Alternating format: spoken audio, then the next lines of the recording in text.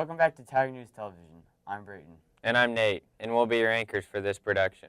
So, Brayton, did you watch the Super Bowl a few weekends ago? I did. I can't believe the Atlanta Falcons blew a 28-3 lead. Yes, I can't believe it either. It sure was crazy, wasn't it? Yeah. Here's Nate with Pro Sports. Hi, I'm Nate, and this segment will be about some of the major events that occurred in the sports world this past year. First, we will go to the NBA. Everyone knows who the Golden State Warriors are. The Warriors set many records last year, including having the best season record in NBA history. Now, I bet you are thinking, how can the Warriors lose? Well, I asked myself the same thing when they started out leading the Cavaliers in the NBA Finals Series 3-1. They were on a roll, but things suddenly changed after that, and the Warriors fell to pieces in the final 3 games of the season, and guess what? They blew their 3-1 series lead, and the Cavaliers were crowned the NBA champions of 2016. Next, we go to the MLB. As you all may know, the Indians and Cubs were battling for the World Series trophy this past fall. The Indians started out leading the series 3-1. Many people probably thought that it was over and the Cubs didn't have a chance, but guess what happened? Just like the Warriors did, the Indians blew their 3-1 series lead, and the Chicago Cubs were crowned the world champions of baseball in 2016. Now on to the last event, the Super Bowl. The Super Bowl was just 2 short weeks ago, and with all the bad luck that has happened so far in pro sports, everyone is probably predicting something crazy to happen in this year's Super Bowl. And guess what? Those people were right. The Falcons jumped out to an early 25-point lead in the third quarter. That's when people probably lost hope in the Patriots. But that's when the legendary quarterback, Tom Brady, and his excellent team found a way to fight back and win in overtime. This blown lead by the Falcons is said to be the worst because they blew a 28-3 lead. So, after hearing that will wrap it up for this segment. I'm Nate, and I'll see you next time. Thank you, Nate. So, Brayton, do you know what time it is for now? I sure do. Do-do-do-do-do-do, Senior Spotlight with Dylan and Brayton.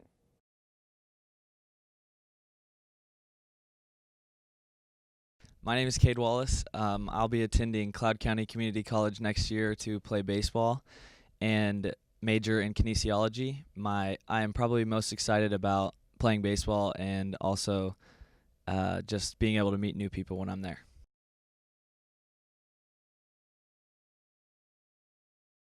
My name is Erica Alquist, and I'm going to the University of Nebraska in Lincoln, and I'm excited to meet new people.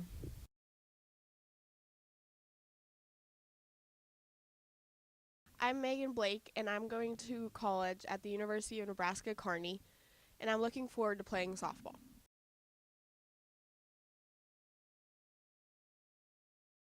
I'm Mason Alberg.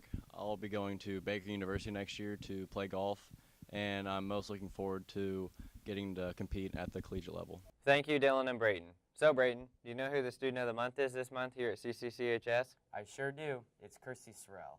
Anyway, here's more with Student of the Month.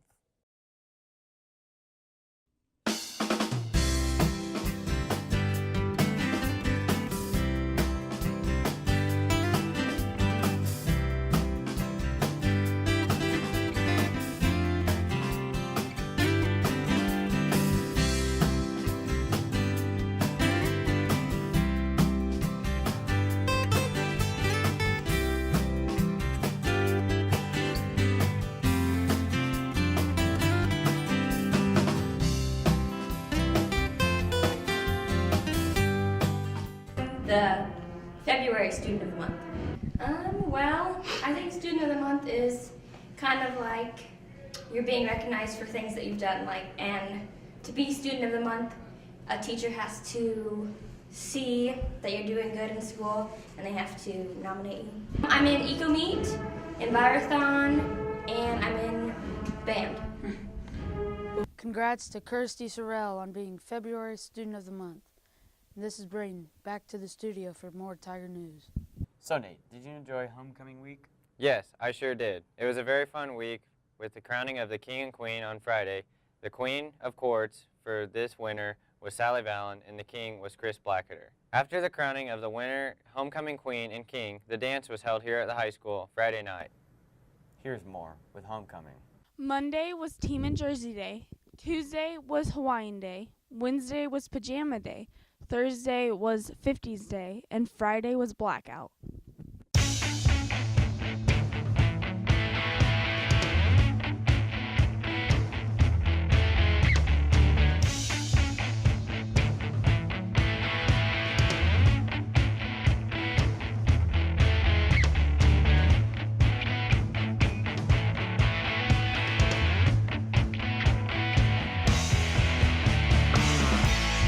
Our winter homecoming was on Friday, February 10th. The king and queen are Chris Blackader and Sally Vallon. The 2016 winter homecoming king is Chris Blackader. Chris is the son of Jackie and Jeremy Ponton. He has participated in cross country, tennis, track, wrestling, and football throughout his high school career. He is also very active in drama, debate, Scholars Bowl, and forensics programs in the final years of high school. He has lettered in drama, forensics, and academics for 2 years.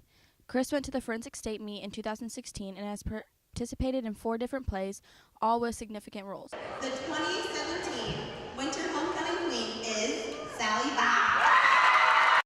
Sally Vallon is the daughter of Jonas and Annika Vallon, is a foreign exchange student from Sweden. Her host parents are Dave and Jessica Bordering. She has been in the U.S. since August and will remain until after she graduates in May.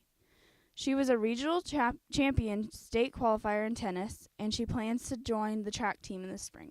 Thank you. Homecoming week was a very fun week to be at school. So, Brayden, how is the choir sounding right now? We're sounding pretty good. Anyway, here's me with Mrs. Bergstein. Hello, I'm here with Mrs. Bergstein. So, Mrs. Bergstein, how has the choir been sounding? I think we're sounding really good for our concert tonight. It's at 7 o'clock. I hope that we have lots of people come attend and watch us, but I'm really proud of the choirs. I've had some new students come in at semester in Robe Choir, and that's really been a great addition, and the freshman choirs are sounding really strong. Robe Choir is sounding strong, and Tiger Crowd has a show choir set that's going to be great. What's your favorite song? My favorite song is probably Get Ready, which Tiger Krause sings just because it's pretty upbeat and they have some really cool choreography and swing dancing. Thank you. Thank you, Brayden. The choir sounded very good at their concert on Thursday night.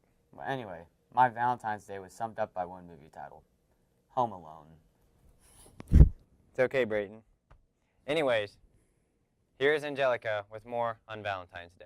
February 14th is a day we celebrate with love, romance, chocolate, and flowers. But there's more to Valentine's Day than just that. Valentine's Day is an old tradition that is thought to have originated from an old Roman festival where boys would draw a name of a girl and they were paired together throughout the festival. Most of the pairs ended in marriage.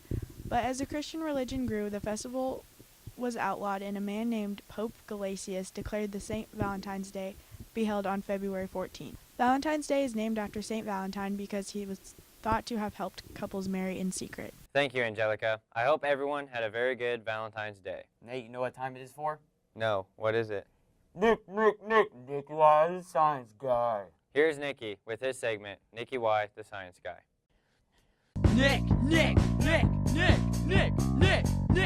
Nikki Y, the Science Guy.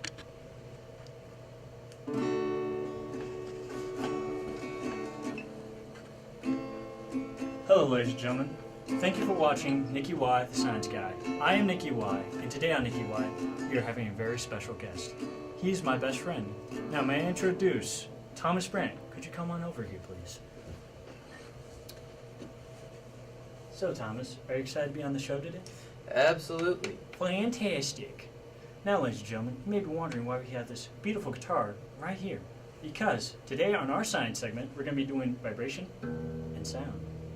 Now, you may be wondering, why is it when I stretch out a rubber band and flick it, it makes noise, but not as much as this guitar? Well, ladies and gentlemen, the answer is within the body and the sound hole.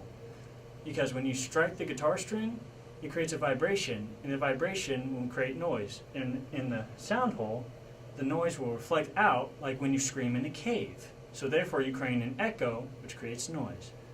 Now, Thomas, can you explain to me how we go higher and lower frequencies? Well, you have here these metal bars on the guitar, which are the frets, and they give you each individual note. So, in order to go higher, you want to get closer to the body of the guitar, making the string shorter, the vibration smaller, and the frequency higher. So, Thomas, you show us how to go higher. Now, can you show us how to go lower? Well, it's the exact opposite. Instead of making the strings shorter, you want to make the strings longer, thus making the vibrations longer and the sound lower.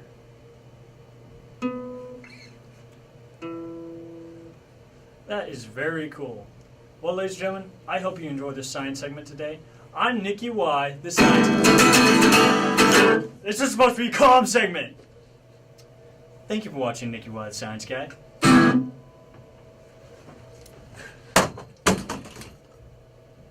Thank you, Nikki. It's a pleasure to have you on our show. So, with the winter sports season starting to wrap up, the teams are looking to finish their seasons out very strong. Here's more on winter sports with me and Dylan. The Lady Tigers and Tigers played Council Grove in the Den on February 3rd. The Tigers had a challenge and were fighting for the win. The Tigers were only up 1 point at the end of the first half, but the girls finished and came out with a 56-46 win. Sydney Calloway led the team with 13 points and Addie Mullen had 12 points. The boys were down by 3 at the half and came back in the third quarter to take the lead, but the Tigers just couldn't get the win, falling 69-61. Anthony Atkinson Anakeen had 18 points and Dalton Altizer had 13 points. Both teams were back in the Den on February 7th against Republic County. It looked like the Lady Tigers had a tough competition, being up 24-14. It ended up being a breeze for the Lady Tigers, winning 52-28. Lauren Lane led the team with 18 points, and Addie Mullen had 11 points. The boys had a fight going on, only being up 24-22 at the end of the first half. They were leading in the third quarter, but just couldn't hold on in the fourth, losing 52-47. Dalton Altizer led with 14 points, and Anthony Atkinson Anakeen with 11 points. The Tigers stayed in the Den to host Marysville for homecoming on February 10th. The Lady Tigers won the game 55-36 for their 17th win on the season. They are now 17-0. Lauren Lane led the girls team with 16 points, and Allie Wright Frederick finished with 13. The Tigers were looking for a win on homecoming against a state-ranked Marysville team, but couldn't quite do it, falling 64-39. Brigham Glaves led the team with 12 points, and Anthony Atkinson Inniking and Nate Libby both had 8 points. Now, on February 14th, the Tiger seniors would play at the Den for one last time. It was senior night against Wamego. The girls blew the Lady Raiders out 52-30. Hannah Ferguson led the girls team with 17 points, and Allie Wright Frederick had 12 points. That makes 18 wins and 0 losses for the girls. Now for the boys. The seniors took the floor against Wamego for their last home game of the season. Jonathan Ludwig started for the first time this year with the rest of the seniors for their last game in the Den. The game ended and the Tigers lost 80-42. Nate Libby led the boys team with 12 points, and Anthony Atkinson Inniking finished with 10 points. The Lady Tigers and Tigers will travel to Abilene tonight. Please come out and support both teams, and good luck to them in the rest of their season. Thank you, Nate and Dylan. So, Nate, you know what time it is for now? Yeah, I sure do. Minute to Win It with Ty and Evan. The Minute to Win It game this week will be a hippopotamus hit. Contestants will be participating in the all-time famous Hungry Hungry Hippos game.